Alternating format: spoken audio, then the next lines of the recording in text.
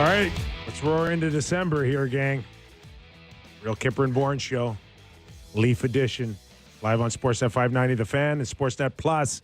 Nick Kypreos, Justin Bourne, Sammy McKee, Derek Brandale, and Jake the Snake Schultz, ready to kick off the week on this Monday. Another game night on Monday for the Toronto Maple Leafs as they just put the Tampa Bay Lightning away Saturday night, JB. 11 Leafs games in the next 21 days, Kip. So more than every other night, Sammy's got Leafs talks with some frequency coming. And we've got, I think, a few games coming up in December. Really? We are. Wow. I kind of like the schedule. I do too. You know? What do you mean? We got to work. We still got a lot of regional games to go, but it's been quiet in October and November. Yeah. Just going home and having dinner and opening up a nice vino is Chianti. it's kind of nice. They save Kip and I for like the meat of the order. Like we're batting cleanup here, right in the middle of the season. We get to do a whole bunch of games, so I'm very excited about that. What do you think about our decorations, boys? Yeah, you Credits. spent all night. Were you like Will Ferrell in Elf, where you spent the whole night in the department store to get it ready? No, but I'm a little concerned about the stuff that's around my desk. I'm getting sparkles rained on my knees over here. My pants and shoes are never going to be the Wife's gonna same. think you're at a strip club. Yeah, she's like, I thought you were going to work. Yeah. It does look great though. Credit to whoever decorated the set. Love it. It's very festive. Love it. All right, which looked like a fairly comfortable lead may have turned into something a little bit, hairy for Leaf fans. But at the end of the day, I think the Leafs got the win that they needed. And despite a push at the end of the game by Tampa, it was a game that the Leafs were fairly in control on the return of Austin Matthews. Yeah, give him credit. Tampa Bay was on a back-to-back and kind of looked at times. But, they got out to a 4-0 lead in Tampa Bay, and that's no small accomplishment. The puck went in for him. Sammy was chirping Vasilevsky online, saying the Leafs own Vasi. Yeah. I've never seen Vasilevsky look smaller than last Saturday night and the last. What about the round 1, 2023? What about that? Yeah. Then too. Yeah. He's looking real human these days. Well, I think the start of that playoff series with the Leafs and then into last year and then into parts of this year, it's kind of been the downward part for him. But I will say, since that happened, I've never have any fear of going up against him. He's a guy that the Leafs shoot holes in every game. So they own him. They do. They score 4 goals on him every game. Not to take anything away from Nick Robertson's shot because it was like it's hard bullet. Yeah. But that type of goal, when Vasilevsky's on, just doesn't go in. Yeah, he's like just 6'6". He's too big. Him in the chest. He's too big. Far hash marks that look like it's almost at the top of the circle. Those pucks just never found ways to go in and break Tampa's back. Yeah. I will say Joseph Wool had a quote about Nick Robertson's shot. He says, what I say to you, one of the best shots he's ever seen. Yeah. And we've known that. This is not new information. So good for him for getting on the board and screaming, which I don't think he was celebrating the Leafs going up 3-0. that did not seem like a celebration for the team. I can't blame him for that, right? Been there breaking a 20-goal drought and going, that one was for me. All right, let's start right there with head coach Craig Berube on Nick Robertson. Well, hopefully give him confidence. We talked to him today about that, and just build off it. And I thought Nick had a good game. I thought he was working hard and he had some, chances tonight, and one went in for him, which was great. He just got to keep at it. That's all. He's working hard. No problem with the work ethic, but talked to him today about getting on the inside more and getting around the net and scoring some greasy goals. But it was great to see him get one for sure. So not that goal. Well, and also, is that the goal he's going to score? I don't even know if that's good advice for him in particular. But, I did hear Craig Berube just say, yeah, okay, go do it again. Yeah. Not real thrilled about your one goal in 20-some games. Go do it again. Yeah. So we mentioned Austin Matthews coming back, and there is a sense that they are getting healthier. How do you think Matthews looked?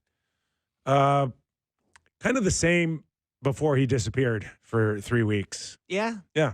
But he's Yeah. been out for 3 weeks. I expect him to be a lot more engaged at home against a weaker opponent like Chicago. This could be easily a game that he ends up with 2 or 3 goals and maybe just starts getting on a bit of a roll. But as far as how I saw him Saturday night, much like I did before he got hurt, where it's like he's not there. He's just not there. Yeah. A little hesitant. Little hesitant, little apprehensive. Afraid of contact a bit. Like in the some very spots. first shift, I think he went to throw a hit that he braked 3/4 of the way into. I just feel like it's almost like he's not stopping and starting. Like kind of some loopier patterns to me. They played him 20 and a half minutes or something, which I don't know how I feel about that. I guess the game kind of dictated that towards the end where you start protecting a lead or whatever. But yeah, I thought, okay, he was okay. But First game we've off. seen him when he's been really hot and going, right? And it's just like nowhere near that level where we've seen him at his very best, dominating, stealing pucks. And skating through the neutral zone. And Really skating, getting up to speed. and guys crawling on his back trying to stop him, Yeah. right? So Not does his it best night ends up with 2 points. So Yeah. can it happen as early For as a win, yeah. can it happen as early as tonight, or is this something he's going to have to play himself into? I think, he talked about kind of he had half a practice and gave it a little extra time. And I think you get another practice and another game, and then you get, another morning skate. Yeah, he definitely can. I don't think there's any reason why you shouldn't expect him to be better tonight. I think it's pretty reasonable. yeah, I thought, what percentage would you say of himself was he at on Saturday? If you're going to put it 75? 75? Yeah. That's why, you look at who he's playing with, and Nye's clearly had just come back too, but you get other guys back when you get him back too. Like William Nylander was so much more engaged, flying around, playing with him. It's like you see how much better others feel around him. It gives you another line where Yeah. it's been Mitch and John, Yeah. dragging this team through the injury And muck. Willie playing with Marlies. Right. Yeah. That's the other thing that stood out to me Saturday night is it felt like it was like less rhythm of what we've seen from one line, from the first line to the fourth line, where without Austin, it's Tavares and Mitch, and McMahon before he got hurt, and then Willie on a second line, and it was like more of a rotation feel where you just go through your lines. And Saturday night, it felt more broken down to if you're Berube, when do I get Matthews back out there? And a few times there was offensive zone faceoffs. I think on one play, Tavares started a period, pulled him off like 19 seconds later for an offensive zone faceoff where he wanted to get Austin out there. Yeah. So it just felt a little bit more jagged to me in terms of Berube really figuring out what he wanted to do with those first 2 lines. How do you match them up? The Leafs center dilemma: who can strengthen the roster? If you're a Toronto Maple Leafs fan like me, you know the team's center depth has been a constant concern this season. With Austin Matthews set to return from a mysterious upper body injury next week, the excitement of having our star back is palpable. However, there are still serious issues to address in the center position to keep the team competitive and, of course, fuel our playoff dreams. David Kampf, a key piece in the center rotation, is sidelined with a lower body injury. As if that weren't enough, Kaye Jarnkrok is still recovering from surgery, leaving another gap in the lineup. Max Domi, expected to be a versatile asset, has been placed on injured reserve, further aggravating the situation after missing consecutive practices due to lingering pains. To sum it up, the Leafs are missing 4 functional centers, and the pressure to act is mounting. James Myrtle, a respected Leafs analyst and contributor to The Athletic, highlighted a series of potential trade targets to address this dilemma during his appearance on the J.D. Bunky's podcast. Among the names mentioned, 2 stood out: Nick Jugstad and, for the nostalgic fans, a possible reunion with Ryan O'Reilly. Jugstad seems to be Myrtle's favorite, and for good reason. The player, who signed a 2-year deal with the Utah Hockey Club last offseason, carries a manageable $2.1 million cap hit, which is essential for a team as salary cap-strapped as the Leafs. Additionally, standing at 6 feet 6 inches and weighing 205 pounds, he would bring not only physicality but also consistent offensive contributions. Jugstad is the most viable option for the Leafs right now, Myrtle stated on the podcast. And he's right. Experienced and versatile, Jugstad has played for several teams, including the Florida Panthers, Pittsburgh Penguins, Minnesota Wild, and Edmonton Oilers, and could quickly adapt to the Leafs' dynamic. With an affordable contract and a solid track record, he offers a practical solution without sacrificing too many future assets. However, it's impossible to ignore the possibility of a Ryan O'Reilly return. Yes, we know he chose the Nashville Predators last summer in search of a quieter environment, but the Leafs management still holds him in high regard. The 2019 Stanley Cup-winning captain with the St. Louis Blues is precisely the type of player any contender would love to have on their roster. However, the cost of bringing him back would be steep, both in terms of trade assets and cap space adjustments, as Nashville or a third team would need to retain part of his salary. I don't think the O'Reilly scenario is entirely out of reach, Myrtle said, showing that there's optimism within the organization. However, there are doubts about how much it's worth investing in a 33-year-old player, even with his impeccable credentials. Meanwhile, cheaper internal options like Steven Lorentz, Connor Dewar, Pontus Holmberg, and Fraser Minten have been mentioned. But let's be honest, these names might serve as short-term stopgaps, but they're far from offering the stability and impact the team needs. The pressure is all on GM Brad Treliving. He knows that despite the Leafs' solid performance so far, the center position is crucial to sustaining any championship aspirations. With the trade deadline approaching, Treliving has likely intensified his efforts to finalize a deal. And we, the fans, are eagerly awaiting good news. For now, all we can do is trust that the team can weather this tough phase and hope a solution, whether it's Jugstad, O'Reilly, or another name, arrives before things spiral out of control. After all, as we all know, the Leafs don't have the luxury of wasting another season with a promising but incomplete roster. The time to act is now. The Leafs center dilemma, expanding on the potential solutions. The Toronto Maple Leafs, amidst another promising yet tumultuous season, face one of their most pressing challenges, addressing a depleted center lineup that threatens to derail their momentum.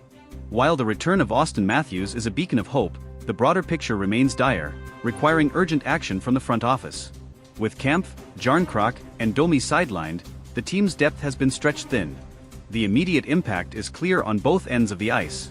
Defensively, the Leafs are struggling to suppress opposing top lines without reliable two-way centers. Offensively, puck distribution and power play setups have been less dynamic, as the makeshift lineups lack the same chemistry. This imbalance underscores the necessity for reinforcements.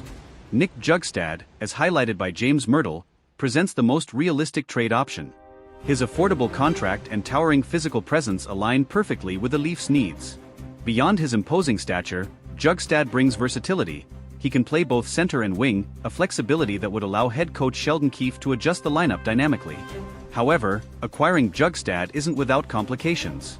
The Utah Hockey Club, formerly the Arizona Coyotes, is currently rebuilding but may still demand a premium return for their experienced forward. The Leafs will likely need to part with a mid-tier prospect or draft pick to make the deal work. With their prospect pool already thin, Treliving faces a tough decision. Another name that excites fans and analysts alike is Ryan O'Reilly. The former Conn Smythe winner and Stanley Cup champion has a proven track record of elevating teams in high-stakes situations. His leadership during his brief stint with Toronto last season left a lasting impression. Yet, the Predators have little incentive to move him unless the offer is overwhelming.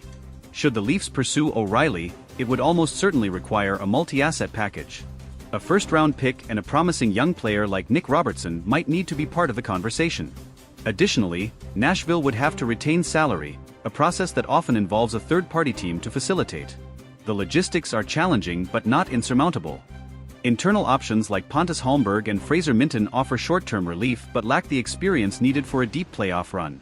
Holmberg has shown flashes of potential, but his limited NHL exposure raises questions about his readiness for a consistent role. Minten, while promising, is still developing and would be better served continuing his growth in the minors. A wild-card option could be exploring European leagues or waiver claims to unearth an overlooked talent. Teams like the Vegas Golden Knights and Colorado Avalanche have found gems in unconventional ways, and the Leafs scouting department may need to cast a wider net to uncover an affordable, immediate solution. Another factor complicating the Leafs' decisions is the looming salary cap crunch. With Matthews' extension set to kick in soon, Toronto must be mindful of every financial commitment. Adding a high-priced center now could limit flexibility during the off-season, forcing Treliving to juggle short-term needs against long-term sustainability. Trade timing will also play a pivotal role. Acting quickly could stabilize the team and prevent further slip-ups in the standings, but it may come at the cost of negotiating leverage. Alternatively, waiting closer to the deadline could yield better deals as selling teams grow more desperate. The risk, however, is enduring several more weeks of uncertainty. Sheldon Keefe's role in navigating this storm can't be overstated. His ability to extract maximum effort from an injury-riddled lineup will be crucial. Keefe has already experimented with unconventional line combinations, but the lack of true centers limits his tactical options. A new acquisition would provide the stability he needs to implement a more structured game plan. The Leafs locker room has remained resilient through adversity, with veterans like John Tavares and Morgan Rielly stepping up as vocal leaders. However, even their efforts may not be enough to overcome the absence of key personnel. Reinforcements are not just a luxury, they're a necessity. For fans, the anxiety is palpable. After years of playoff heartbreak, this season feels like another chapter in the saga of unmet expectations. Yet, there's cautious optimism. The team has shown glimpses of brilliance, and the addition of a solid center could be the missing piece that transforms them from contenders to genuine threats. As the trade rumors swirl, one thing is certain: the next few weeks will be critical in shaping the Leafs season. Whether it's Bjugstad, O'Reilly, or an unexpected name, the decision made by Brad Treliving and his staff could define not just this campaign, but the team's trajectory for years to come. For now, we wait, hopeful that the Leafs will seize the moment and finally deliver on their immense potential. Will the Leafs make their move? As the speculation intensifies, the Leafs fan base is holding its collective breath, waiting for signs of a breakthrough.